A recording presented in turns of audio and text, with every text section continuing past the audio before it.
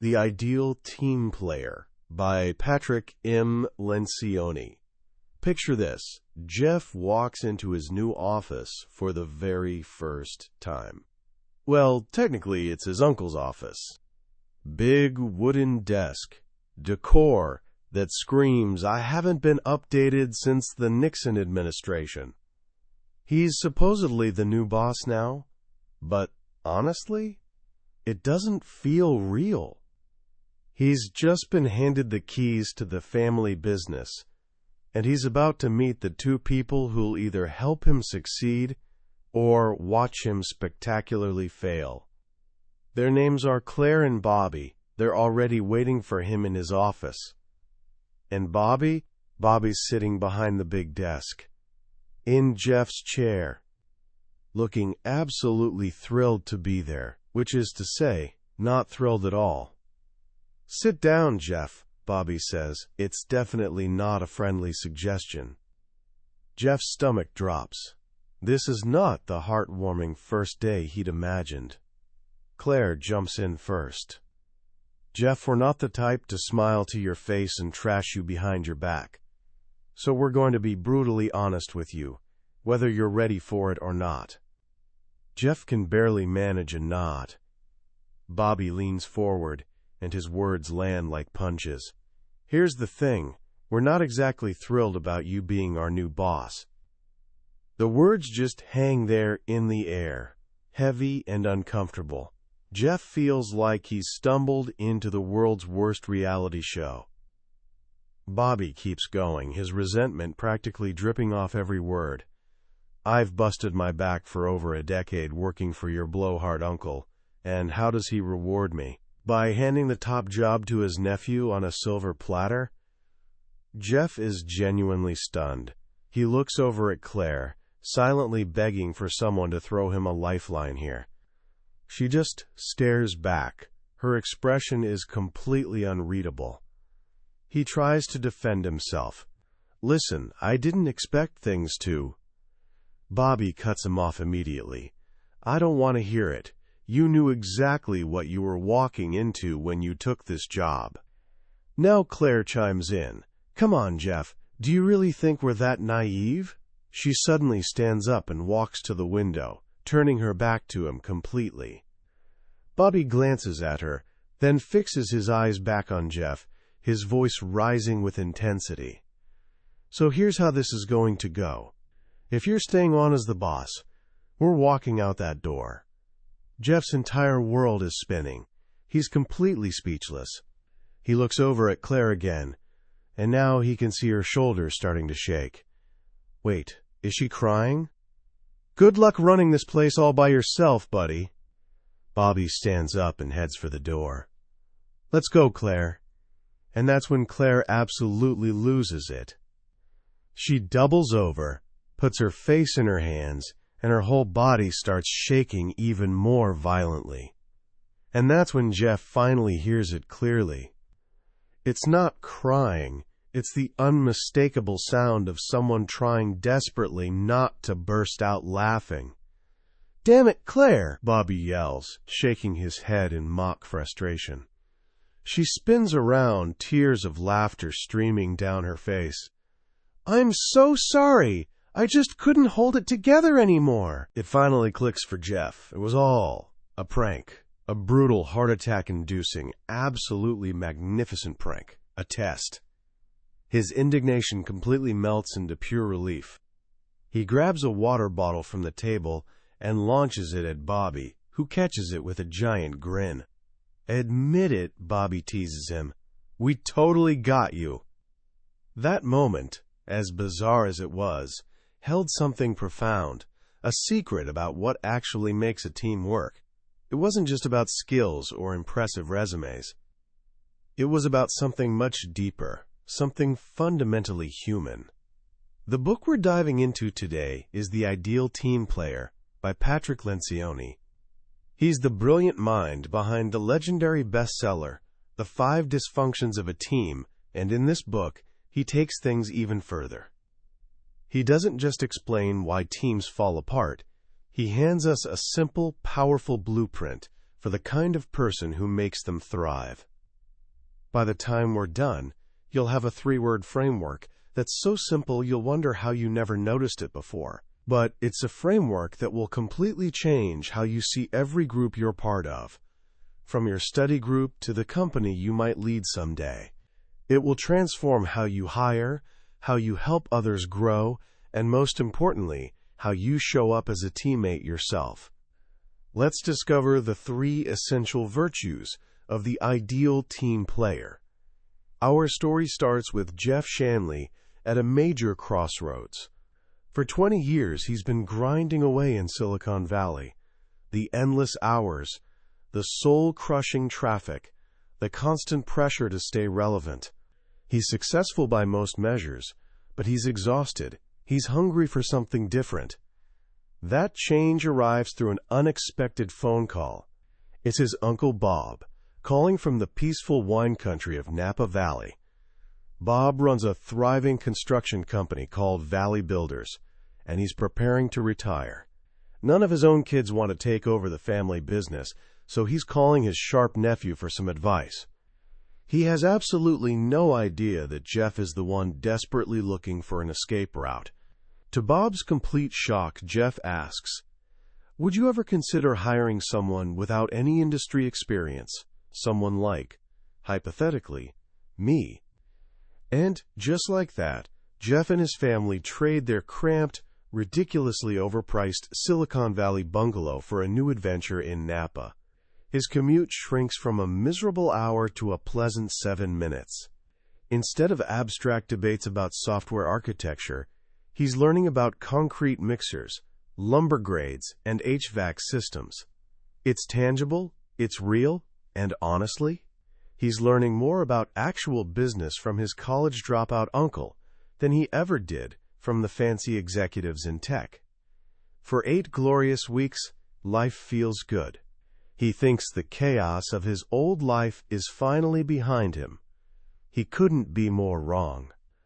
One afternoon, over lunch at a local barbecue joint, Bob cuts straight to the point. He's not waiting a year to hand over the company like they'd discussed. He's doing it immediately. Jeff is completely blindsided. He's nowhere near ready. "I don't want you to be ready," Bob says, his usual easygoing smile completely gone. "I want you to be excited, and yeah, maybe a little nervous." Then he delivers the real blow. "Jeff, my doctor says I have a serious heart condition. I need surgery, and my entire life needs to change. Starting right now." Bob has to step away from the business. Not in a few years or even a few months. Next week. As Jeff tries to wrap his head around this bombshell, the situation gets even more intense. The company has just landed the 2 biggest projects in its entire 40-year history: a major new wing on the Queen of the Valley Hospital and a massive luxury hotel. They've never juggled 2 projects of this scale simultaneously. And now, they have to pull it off with a brand new chief executive who barely knows the difference between drywall and plywood. Even worse, they're financially committed. Walking away isn't an option. It would completely destroy the firm, as Bob bluntly puts it. The survival of the company, the livelihoods of over 200 employees, and the financial security of his own family, including his dad, now rest entirely on Jeff's completely inexperienced shoulders. This is the crucible in which our story unfolds. It's a crisis that forces Jeff, along with his 2 most trusted leaders, Claire and Bobby, to figure out the single most critical ingredient for success: finding the right people.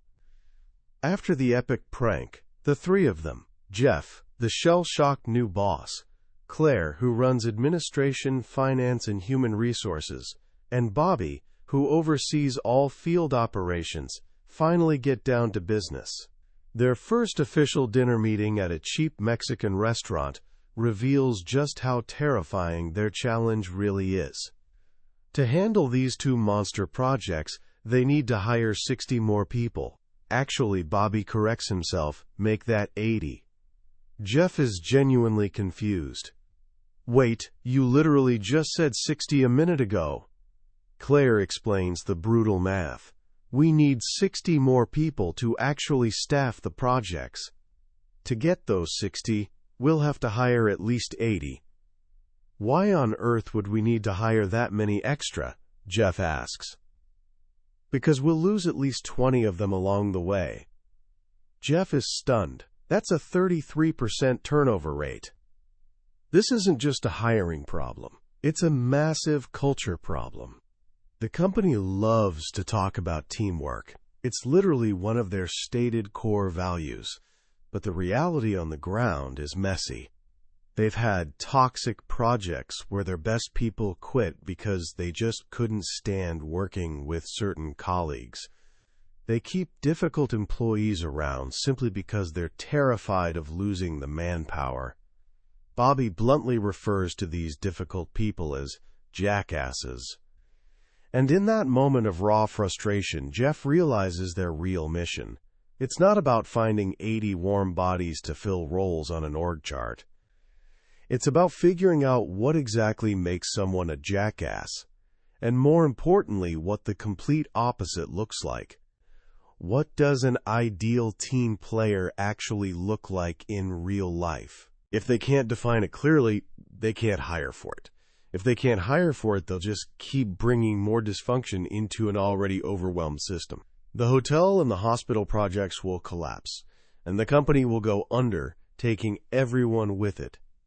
So Jeff begins a quiet, methodical investigation, a forensic analysis of what truly makes someone a great teammate. He starts by talking with Claire and Bobby about his Uncle Bob.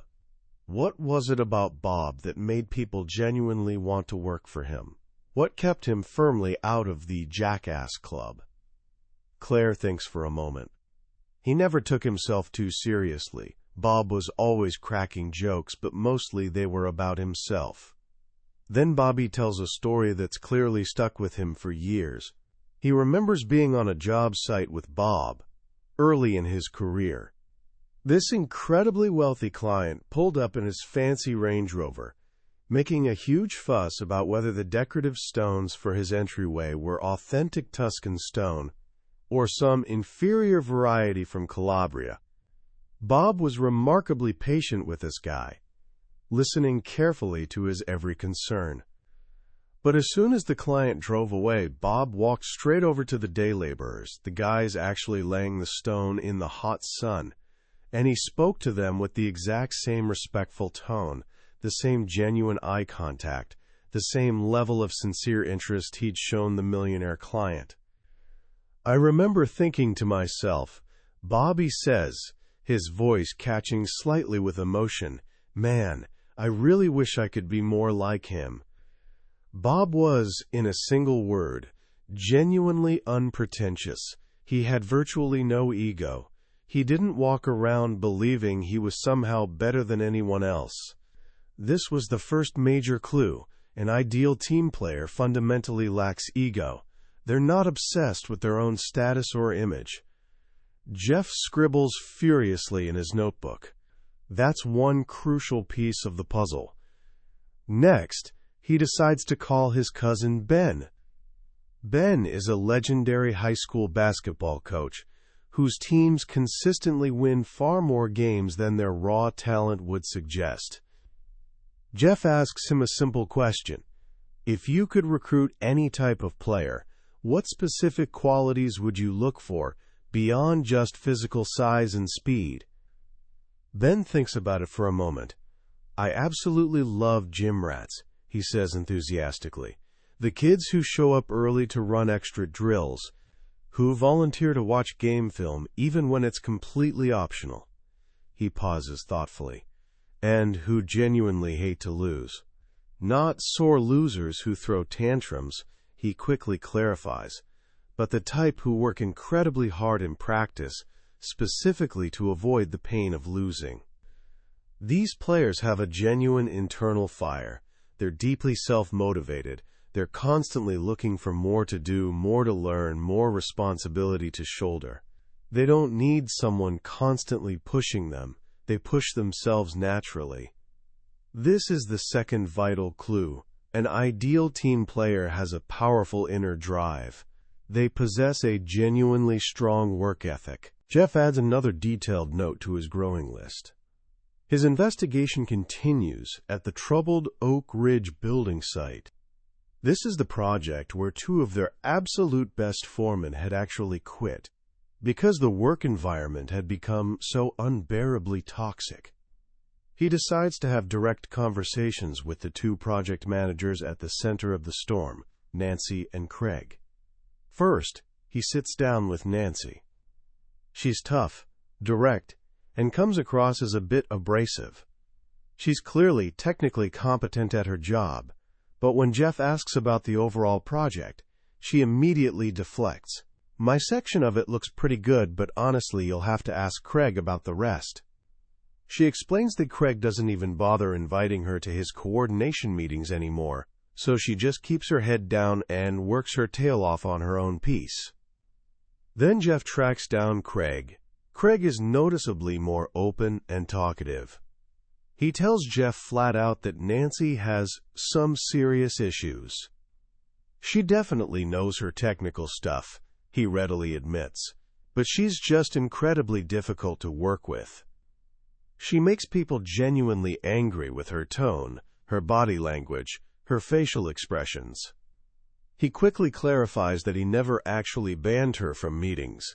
He simply told her she couldn't attend if she was going to keep ticking everyone off. So she just stopped showing up entirely. Jeff asks what feels like a crucial question. Does she have a big ego? Is she arrogant? Craig actually thinks about it carefully. You know what's weird? As much of a pain as she is to deal with, I honestly wouldn't say she's egotistical or self-centered. It's strange, she's just really difficult to work with, whether she realizes it or not. That last phrase sticks in Jeff's mind like Velcro, whether she realizes it or not. Nancy clearly isn't arrogant. She genuinely works hard, but she's obviously missing something critical. She lacks what Lencioni brilliantly calls people smarts. This isn't about being an intellectual genius or having a high IQ. It's about basic common sense in human interaction. It's the crucial ability to be interpersonally aware. Smart people instinctively understand what's actually happening in a group situation. They truly listen. They ask thoughtful questions. They genuinely understand the real impact of their words and actions on others. Nancy is the classic accidental messmaker. She's not malicious or deliberately hurtful. Her intentions are genuinely good. She just doesn't have the social awareness to see the interpersonal disasters she keeps creating. And with that crucial insight, Jeff finally has the third and final piece of the puzzle. The three virtues are starting to crystallize in his mind. It's not just about having no ego. It's not just about working incredibly hard. And it's not just about being naturally good with people. It absolutely has to be all three working together. The real breakthrough happens one evening in Bob's old office. Jeff, Claire, and Bobby are eating lukewarm Indian food straight out of takeout containers, surrounded by long lists of employees, both current and former, scrawled across the whiteboard. They're desperately trying to find a clear pattern. They start talking about a former employee named Tommy. Literally everyone liked Tommy. He was funny, genuinely charming, and obviously bright. But he was incredibly frustrating to actually manage. He would do exactly what you explicitly asked him to do, and absolutely nothing beyond that. He never took initiative or went the extra mile. He had plenty of genuine passion for his recreational softball team, for fly fishing, for reading about the Civil War, but absolutely zero passion for his actual work. Claire suddenly hits on the perfect word for what he was missing. He just wasn't hungry. This is such a better word than simply hard-working. Hunger implies a genuine self-motivated drive, a real passion to do more, to learn more, to contribute more meaningfully. Then they circle back to Nancy, the accidental messmaker they'd discussed earlier. They all agree she's definitely hungry, and she's clearly not arrogant or self-centered. But she's just not interpersonally aware. She's not smart in the way that matters for teamwork. Not people smart. And this specific word, smart, feels exactly right. It's simpler and more direct than fancy terms like WOT, emotional intelligence. It's fundamentally about having good instinctive judgment and natural intuition around people. Finally, they revisit the crucial lesson from Uncle Bob, the complete opposite of arrogance. The rare quality of treating absolutely everyone with genuine respect, of naturally sharing credit, of consistently putting the team's interests before personal glory. Claire lands on the absolutely perfect word. The true opposite of arrogance is humility. And there it is, clear as day, the three essential virtues: humble, hungry, and smart. Jeff grabs a marker and draws 3 overlapping circles on the whiteboard, creating a classic Venn diagram. In the center, where all 3 virtues beautifully intersect, sits the ideal team player. This elegantly simple model becomes their new North Star. They quickly realize that if even one of these 3 virtues is genuinely missing, that person will inevitably create real problems for the team. If someone is only humble, but not hungry or smart, they're essentially a pawn. They're pleasant and genuinely kind, but they just don't accomplish much and have frustratingly little real impact. If someone is only hungry but lacks humility and people smarts, they're a bulldozer. They're absolutely determined to get things done, but they leave a devastating trail of damaged relationships in their wake because they only care about advancing their own interests. And if someone is only smart but not humble or hungry, they're a charmer. They're entertaining and instantly likable, but their actual contributions are essentially negligible. They talk an impressively good game, but rarely deliver anything substantial. The real hidden danger, however, lies in the people who possess 2 of the 3 virtues. They're exponentially harder to spot and diagnose. A person who is genuinely humble and hungry, but not smart, is the accidental messmaker, exactly like Nancy. They have truly good intentions, work incredibly hard, and never seek the spotlight. But their fundamental lack of people sense means they constantly and completely unintentionally create painful interpersonal friction. A person who is humble and smart but not hungry is the lovable slacker, just like Tommy. They're absolutely wonderful to be around, a genuine joy to have on the team in social situations, until you actually need them to deliver results and realize they only ever do the bare minimum. They fundamentally lack the internal drive to push beyond what's explicitly required. And then, there's the most genuinely dangerous type of all, the person who is both hungry and smart, but critically lacks humility. This is the dreaded skillful politician. These people are remarkably clever, genuinely ambitious, and absolutely willing to work hard when necessary, but only when it clearly benefits them personally. Because they're so naturally smart, they're absolutely brilliant at appearing humble when it serves them. They instinctively know all the right things to say in any situation. They can effortlessly charm anyone they meet. But deep down, underneath the polished exterior, it's entirely about them. They skillfully manipulate situations and people for their own personal gain, often leaving a trail of quiet destruction that leaders only discover when it's already far too late. The leadership team finally has their model. Now comes the hard part, actually testing it in the real world. Their first real test case walks through the door in the form of Ted Marchbanks. With the pressure intensifying daily, Jeff, Claire, and Bobby realize they desperately need another senior executive to help shoulder the crushing workload. Bobby enthusiastically suggests Ted, a a recently retired construction executive who successfully ran a division 4 times the size of their entire company. He's incredibly experienced, obviously sharp, and genuinely bored with retirement golf. On paper, he appears to be the absolutely perfect candidate. Their first meeting with Ted goes flawlessly. Ted is naturally charismatic, obviously intelligent, and impressively knowledgeable about the industry. He even remembers meeting Claire at a conference years ago. He asks thoughtful questions about Bob's health. He says all the right things at exactly the right moments. He's clearly hungry to get back in the game, and he's remarkably people-smart in conversation. Bobby is completely sold. Let's hire this guy immediately. But Jeff has this persistent, nagging feeling he can't quite shake. He can't put his finger on exactly what's bothering him. They definitely know Ted is both hungry and smart. The only remaining question hanging in the air is this: is he genuinely humble? This is where their new model completely changes everything. Instead of running another generic interview process, they now have laser-sharp focus.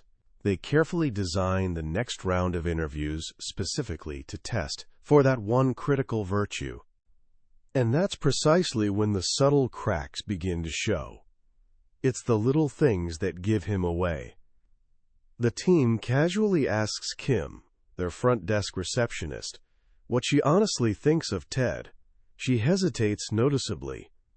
"He was sitting in the lobby for at least 15 minutes this morning," she says carefully, "and he didn't ask me a single question about anything. Or even really seem to notice I was actually there as a human being." As she personally escorted him from interview to interview throughout the building, he barely spoke to her at all. She got the distinct sense that he felt it was simply her job to serve him, nothing more. Then Claire has an absolutely stunning realization. When she dropped Ted off after their meeting and told him to check in with Kim at the front, he looked at her blankly and asked, "Which one is Kim?" He had spent multiple hours in their office, being personally escorted by the same person from place to place, and he genuinely hadn't bothered to learn her name or see her as a person worth knowing. It's a small detail, almost easy to miss, but it speaks volumes about his character. Truly humble people naturally see and value everyone around them. Skillful politicians strategically see and value only those people who can directly help them climb. Jeff decides to be refreshingly direct with Ted during their final lunch interview. He lays out their new cultural mandate with complete transparency. "Ted," he says clearly, "our culture is going to be entirely built around being humble, hungry, and smart. We're going to be absolutely fanatical about it. We're going to explicitly talk about it. In interviews, in performance reviews, in literally everything we do. And I'm personally going to make it so fundamentally important that anyone who didn't genuinely share that attitude would absolutely hate working here. It would be really unpleasant for them on a daily basis." He's deliberately scaring him with total sincerity. Ted, ever the consummate professional, says all the diplomatically right things in response. He smoothly agrees that a strong, unified culture is critically important. But Jeff can clearly see a brief flicker of something uncomfortable in his eyes. That same afternoon, Ted calls Jeff and politely withdraws his name from consideration. He explains that he talked things over with his wife and decided he's not quite ready to come out of retirement after all. It's an obvious excuse. Jeff knows it immediately. But the model worked perfectly. It successfully protected them from hiring a skillful politician who would have publicly praised teamwork in meetings, while quietly poisoning the culture from within behind closed doors. This is the genuine turning point for the company. The entire team is now fully committed to the model. Instead of continuing to look outside for talent, they suddenly realize they have an ideal team player right under their noses, Craig, the project manager from that troubled Oak Ridge site. Craig is undeniably humble, hungry, and smart. He's remarkably low maintenance, consistently hard-working, and his people genuinely love working for him. They immediately promote him to the executive leadership team. With their leadership team now genuinely embodying all three virtues, they begin to systematically transform the entire company culture. Jeff personally sits down with every single one of the company's 17 foremen and project leads for what he calls a re-interview. For those who already clearly are ideal team players, it's a valuable chance to reinforce and celebrate the culture. For those with obvious shortfalls in one or more areas, it's a direct but genuinely kind conversation. He tells them three things with complete clarity. First, meaningful improvement is not optional. Second, they'll have plenty of active support and coaching. Third, if they honestly decide this isn't the right place for them, that's completely okay, and there's no hard feelings. Most people rise admirably to the challenge. A few decide to leave on their own terms. They even sit down with Nancy, the accidental messmaker from earlier. Jeff patiently explains the entire model to her. Humble, hungry, and smart. He directly asks her how she honestly thinks she measures up. With remarkable and somewhat surprising self-awareness, she admits her weakness openly. Well, she says thoughtfully, I'd have to honestly say that I'm really not that good at social interaction, which is the smart part, right? She openly acknowledges her blind spot, and then she says the three words that change absolutely everything about her future. But I'll genuinely try. Nancy begins actively working on developing her people smarts. She receives ongoing coaching and direct, in-the-moment feedback from multiple people. She even courageously sits down with Pedro, one of the talented foremen who quit specifically because of her behavior, and humbly explains exactly how she let him down and asks for his forgiveness. He is so genuinely moved by her authentic change that he actually agrees to come back to the company. The transformation isn't magically instantaneous. It's not some fairy tale where every problem vanishes overnight. It's genuinely hard, sustained work over months.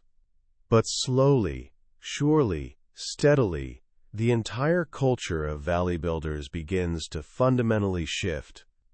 Hiring becomes dramatically easier because current employees naturally become the best possible recruiters, enthusiastically bringing in friends and former colleagues who clearly share their values. Company morale rises noticeably, employee turnover drops significantly, and when inevitable challenges arise on the big projects, and they always do in construction, the teams no longer panic or point fingers. They naturally rally together. They trust each other instinctively. They engage in healthy, productive conflict. They hold one another genuinely accountable. A full year later, the company is genuinely thriving beyond anyone's expectations. The story ends with Bobby grinning mischievously and throwing a t-shirt at Jeff. On the front is the word jackass, with a big, bold red circle and a line slashed through it. It's obviously a joke, but it's also a powerful symbol of their hard-won victory. They had successfully built a jackass-free zone. They had discovered that the real key to extraordinary teamwork wasn't some complex formula or a secret algorithm requiring advanced degrees. It was just three beautifully simple, timeless virtues: humble, hungry, and smart. So what should we actually take away from this story? At first glance, the ideas in the ideal team player might seem almost too simple to be valuable. Humble, hungry, and smart, obviously. Who wouldn't want to work with people like that? But the genuine genius of Lencioni's work isn't in the novelty of the individual words themselves, but in their powerful combination and interaction. It's specifically the intersection of all three that creates the magic. Think about it carefully. Humility, at its very core, is fundamentally about character. It's the crucial virtue that conquers pride, which is genuinely the root of so much dysfunction in teams. Humble people don't think less of themselves. They simply think of themselves less often. They naturally make room for others to shine and contribute. This is the essential foundation of real trust. Without genuine humility, authentic teamwork is functionally impossible. Hunger is fundamentally about drive and initiative. It's the powerful engine of progress and momentum. Hungry people are consistently the ones who push the team forward, who naturally take ownership, who feel genuine personal responsibility for collective success. They are the perfect antidote to complacency and creeping mediocrity. And smart, specifically people smart, is fundamentally about awareness and intuition.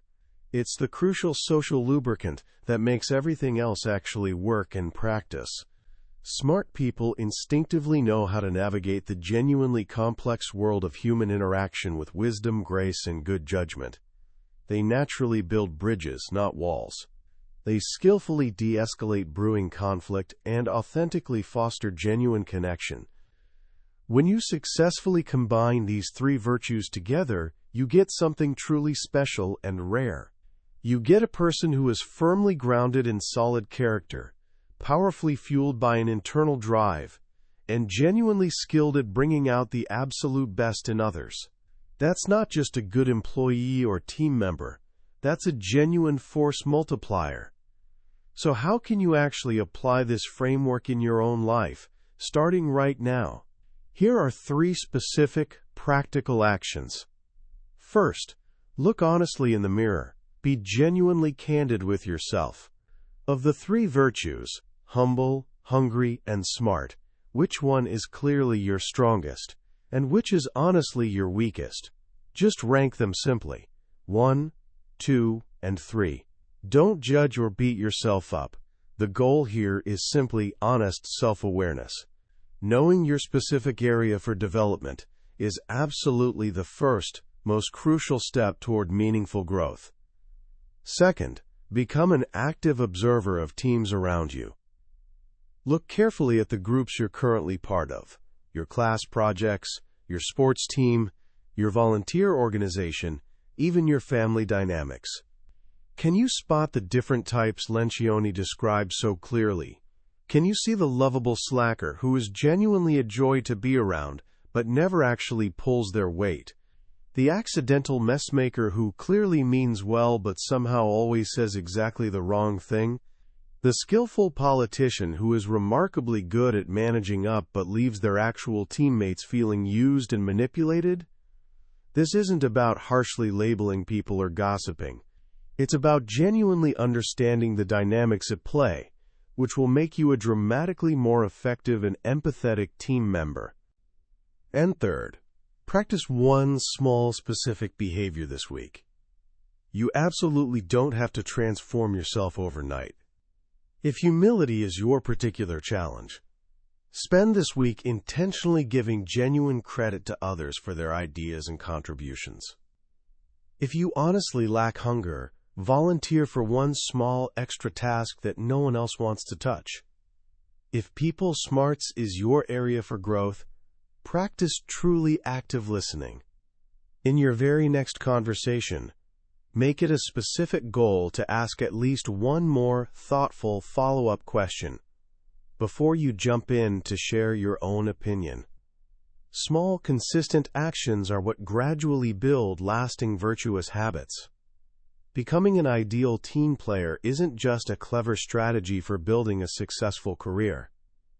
It's honestly a practical blueprint for living a more fulfilling, meaningful life. The world is absolutely full of teams of every kind, and the ability to contribute positively, to genuinely lift others up, to work toward a common goal with real passion and integrity, that is a skill that will serve you everywhere, in literally everything you do. That was a summary of The Ideal Team Player by Patrick Lencioni.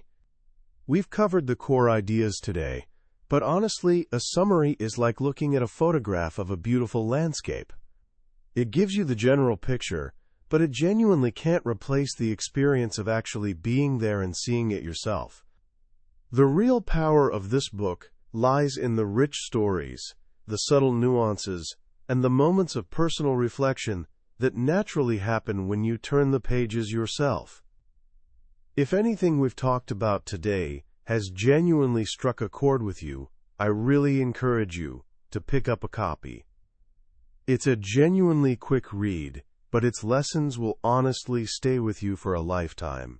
The link to the book is in the description below. Also, if you found this journey valuable and worthwhile, please take just a moment to like this summary and subscribe to the channel. That way, you won't miss our next deep dive into another potentially life-changing book. Thank you so much for joining me today. Let's keep learning and growing together.